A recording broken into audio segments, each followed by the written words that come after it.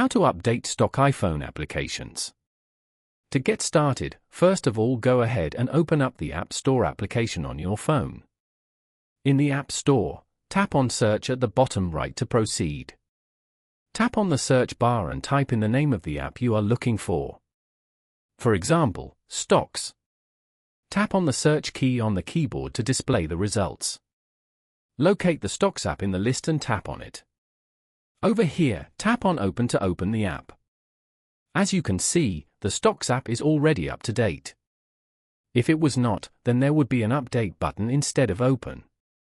And then, you would have to tap on it to update the app.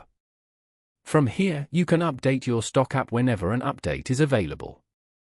Following these steps, you can easily update stock iPhone applications. Thank you for watching. Please leave a like if this tutorial helped you, or leave a comment below if you have any questions related to the video.